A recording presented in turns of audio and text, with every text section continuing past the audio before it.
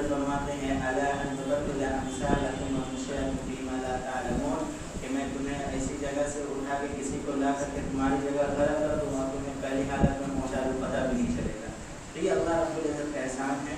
اللہ رب العزت ہم سب کو ایسے تراویح اور ایسی نمازیں اور توفیق عطا فرمائے۔ سب سے پہلی بات میرے بھائیوں بزرگوں دوستوں، دنیا کیا ہے؟ قرآن شریف کون کہتا ہے کہ دنیا میں ہمیں کس لیے بھیجا گیا ہے؟ وما خلقت الجن والانس الا ليعبدون۔ یہ ہمیں ادھر سے پتہ چلتا ہے۔ اور ہمارا وقت کیا ہے، کس وقت رہنا ہے، کتنا دن رہنا ہے اور رہ کر کے کتنا دن اور گزارنا ہے، یہ نہیں پتہ ہے۔ کیوں؟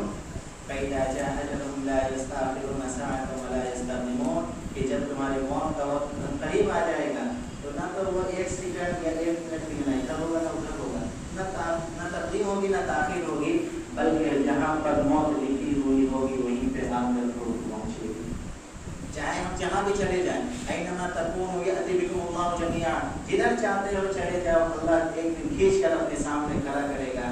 اینما تکونوا یدرککم الموت ولو کنتم فی بروج مشیدہ، چاہے تم اپنے مضبوط قلعے میں کیوں نہ ہو جاؤ، کیونکہ موت ہر دوست پکارتی ہے۔ موت کہتی ہے کہ مجھے بھول جانے والوں، دنیا کے عیش و عشرت میں وہ زندگی گزارنے والوں، دنیا کی فحاشی اور یانیت کے اندر اپنے آپ کو بتانے والوں، خدا کی قسم تم مجھے بھول گئے، میں نہیں بھولی ہوں۔ انا الموت انا الموت، میں موت ہوں میں موت ہوں۔ انا الموت الذی افرق بین البنات والامہات، میں موت ہوں جو بیٹی اور ماں کے درمیان جدائی ڈالتی ہوں۔ انا الموت الذی افرق بین الاخ والاخوات، میں موت ہوں جو بھائی اور بہنوں کے درمیان جدائی ڈالتی ہوں۔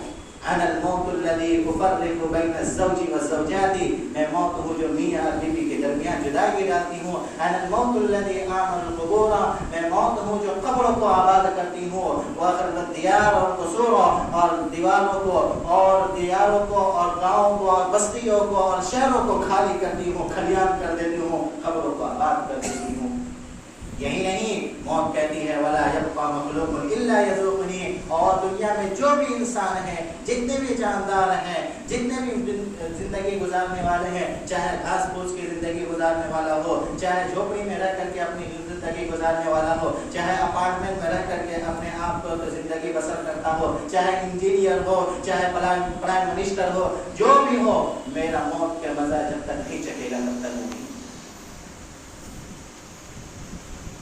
میرے بھائی موت کی تلخی بہت کڑوی ہے، اس لیے اللہ رب العزت نے دنیا میں جو موقع دیا ہے ہم اسے غنیمت سمجھیں اور اس کو غنیمت سمجھ کر کے ہم اپنے آپ کو بنائیں، اپنے آپ کو سنواریں۔ ہم سنواریں گے کس طریقے سے، ہم بنائیں گے کس طریقے سے؟ خود قرآن کہتا ہے لقد كان فی رسول اللہ اسوۃ حسنہ، کہ تمہارے لیے اللہ کے نبی صلی اللہ علیہ وسلم کی زندگی کو آئیڈیل بنایا گیا ہے، ایک نمونے کے طور پہ بنایا گیا ہے، اس کو تم اپنا لو گے، اس کے مطابق اپنے آپ کو ڈال لو گے، اللہ کی قسم دنیا میں بھی کامیابی آخرت میں نہیں بناؤ گے، دوسروں کے تحت پہ چلو گے، غیر مسلم کے طریقے پر چلو گے۔ اپنے آپ کو، اپنا کھانا کس طرح تھا، میرے نبی کا کھانا کیسا تھا، میرے نبی کا لباس کیسا تھا، میرے نبی کا اڑنا کیسا تھا، میرے نبی کا چلنا کیسا تھا، اگر تم اسے بھول جاؤ گے تو یاد رکھو ایک دن من تشبہ بقوم فہو منہ، جس نے بھی کسی قوم کی کوئی بھی مشابہت اختیار کی، قیامت کے دن اسی کے ساتھ اس کا حشر ہوگا۔ اللہ کے نبی صلی اللہ علیہ وسلم دور سے اس کو بھگائیں گے، ہٹاؤ یہ میری امتی میں سے نہیں ہے۔ بتاؤ میرے بھائیو، ہم اپنی امت ہے، ہم اپنے نبی کی امت بننا چاہتے ہیں یا غیر کے ساتھ بننا چاہتے ہیں؟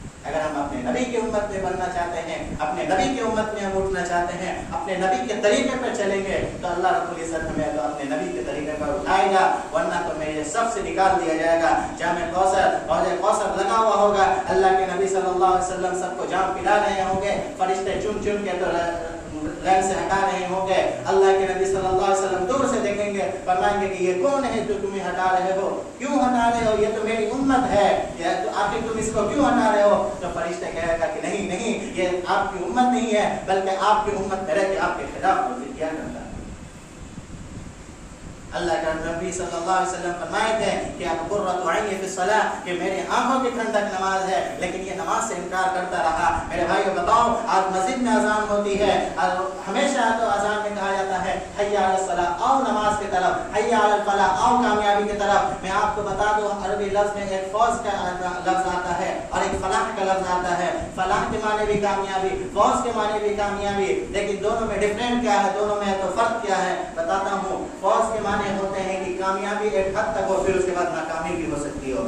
ایگزامپل کے طور پہ آپ یہ لے لیں کہ کوئی بچہ اگر 4 کلاس میں فرسٹ آ رہا ہے، ضروری نہیں کہ 5 کلاس میں بھی فرسٹ آ جائے، ہے ضروری، ہو سکتا ہے سیکنڈ آ جائے، تو اس کو فوز سے تعبیر کرتے ہیں۔ لیکن فلاح جس کے لیے تو استعمال ہو جائے وہ ہمیشہ ہمیشہ کی کامیابی ہوتی ہے، اس کے بعد کبھی ناکامی نہیں ہوتی ہے۔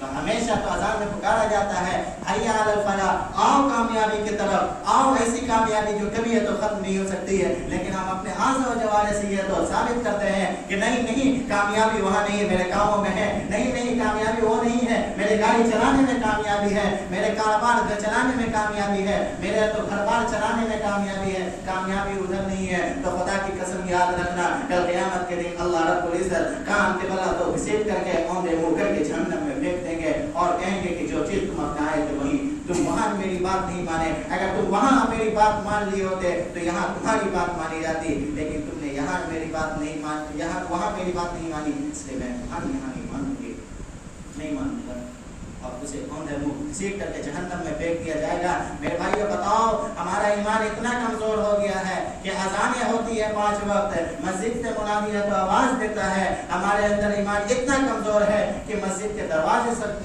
تک نہیں لے جا سکتا، تو پھر قیامت میں اللہ سے شفاعت کیسے کرا سکتا؟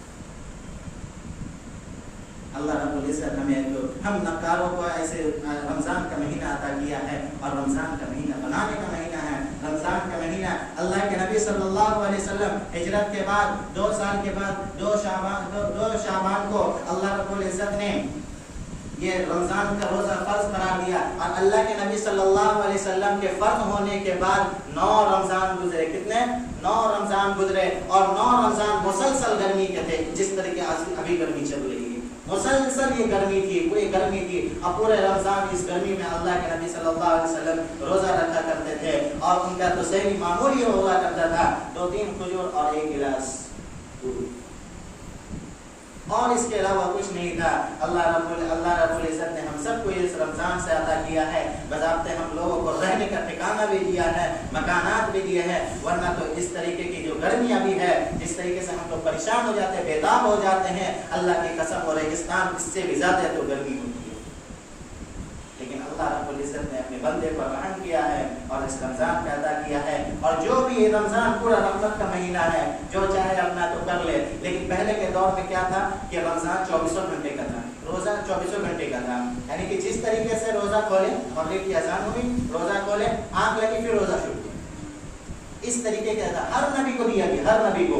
لیکن اللہ کے نبی صلی اللہ علیہ وسلم کے ٹائم میں بھی اللہ کے نبی صلی اللہ علیہ وسلم کو بھی 24 گھنٹے کا روزہ دیا گیا تھا، لیکن ایک صحابی تھے جو ایک چرواہا جو بکریاں چلایا کرتے تھے، وہ چلاتے چلاتے گھر پہ آئے اور کہیں کہ بیگم افطاری کا کچھ انتظام ہے؟ تو کہیں کہ ابھی تک تو انتظام نہیں ہے، لیکن آپ ٹھہریے، ہم آتے ہیں لے کر کے انتظام کر کے۔ اور وہ یہاں پہ وہ ٹھہری، بولے ٹھہرنے کے لیے وہ گئی افطاری کا انتظام کرنے کے لیے۔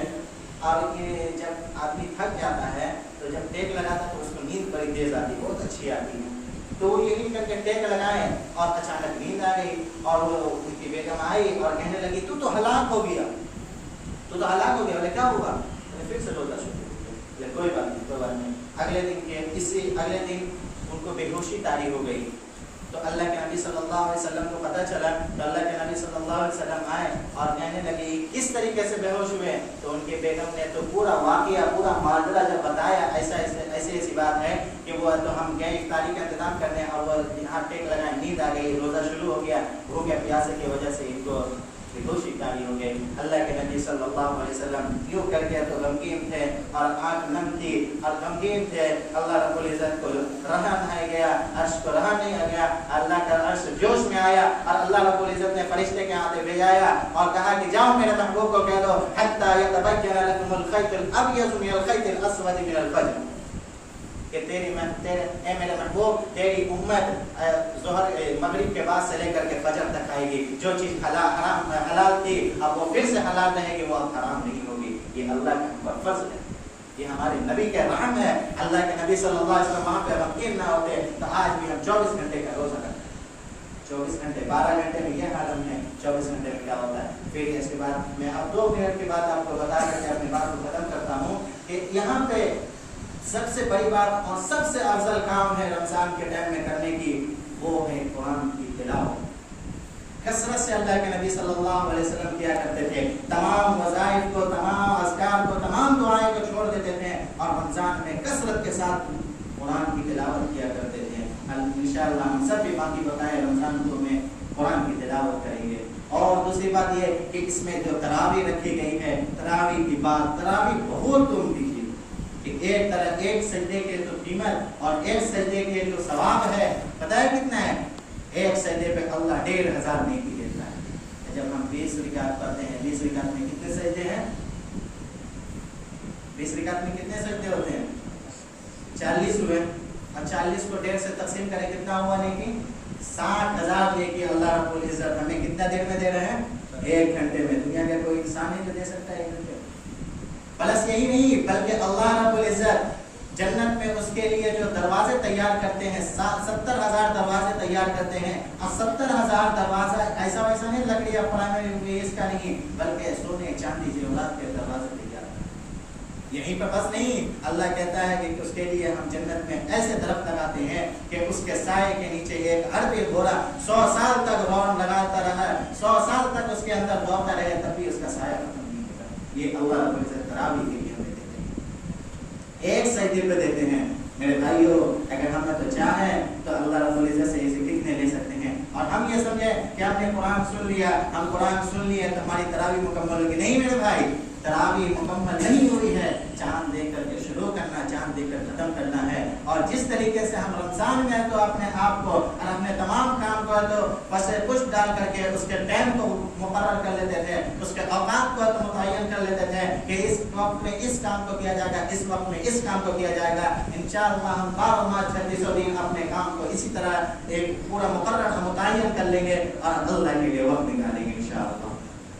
اللہ کے لیے وقت نکالیں گے، اللہ کے لیے وقت نکالیں گے تو ضائع نہیں ہوگا، بلکہ اللہ کے خزانے میں وہ پیک ہوتا جائے گا۔ جب وہ پیک ہوتا جائے گا تو یہاں نہیں دکھائی دے گا، کل قیامت کے دن جب کھل کر کے آئے گا، جب نام اعمال کھل کر کے دکھائے جائیں گے تو لوگ عش کریں گے اور کہیں گے کہ کاش اور ہم نیکی کر لیا کرتے اور اپنے اس میں ذخیرہ کر لیتے تو کیا ہی بہتر ہوتا۔ تو وہاں پہ کف 10 بننے سے بہتر یہی ہے کہ یہاں پہ ہم اپنے آپ کو بنا لیں، اپنے آپ کو سنوار لیں، نبی کے طریقے پر لیا ہے، نبی کے طریقے پر کامیابی ہے، 100% کامیابی ہے تو نبی کے طریقے پر۔ آپ ہی میرے بھائی یہ بتائیں کہ لا الہ الا اللہ محمد رسول اللہ صلی اللہ علیہ وسلم۔ آپ یہ بتائیں کہ ہم کو باہر اگر ملک جانا ہو، ودیش جانا ہو، سعودیہ جانا ہو یا تو دبئی جانی ہو تو اس کے لیے ہمیں پاسپورٹ کی ضرورت پڑتی ہے۔ پاسپورٹ تک بس نہیں ہوتا ہے بلکہ وہاں سے ویزا کی بھی ضرورت پڑتی ہے، ویزا کی ضرورت پڑتی ہے۔ تو اسی طریقے سے لا الہ الا اللہ یہ پاسپورٹ کا کام کرتا ہے، یہ پاسپورٹ ہے، اور یہیں سے تو خالی جنت نہیں مل جائے گی بلکہ محمد رسول اللہ صلی اللہ علیہ وسلم یہ ویزا ہے۔ اس ویزا یہ دونوں کا مطلب کیا ہے، دونوں کا مفہوم کیا ہے؟ تو یہ ہے کہ اللہ کے علاوہ کسی سے کچھ نہیں ہوتا ہے، اگانے والی ذات اللہ کی، کھلانے والی ذات اللہ کی، میرے کمانے سے کچھ نہیں ہوتا، میرے کرنے سے کچھ نہیں ہوتا، کرنے والی ذات کون ہے؟ اللہ کی ہے۔ اب محمد رسول اللہ صلی اللہ علیہ وسلم کے طریقے پر پوری کامیابی ہے، 100% کامیابی ہے، اس کے ہٹ کر کے 100% ناکامی ہے۔ یہ اگر ہم یقین کر لیں اور اس کو اپنے دل میں پیوست کر لیں، اپنے دل کے اندر بیٹھا لیں اور اس پر عمل کرنا شروع کر دیں، اللہ کی قسم یہ ہمارا پاسورڈ اور ویزا دونوں ہمارا کامیاب ہے۔ کبھی بھی ہے تو یہ فیل نہیں ہوگا، دنیا کے تو فیل ہو جاتے ہیں، کبھی فیل نہیں ہوگا۔ انشاءاللہ ہم سب ایسا کریں گے۔ اللہ پاک ہم سب کو عمل کرنے کی توفیق عطا فرمائے اور صحیح رمضان میں روزے رکھنے کی توفیق عطا فرمائے۔ جیسا اللہ کا حکم ہے، نبی کا طریقہ ہے، اس پر ہم سب کو عمل کرنے کی توفیق عطا فرمائے۔ اللہ رب العزت جو بات چھوٹ گئی ہے اپنے فضل و کرم سے پورا فرمائے اور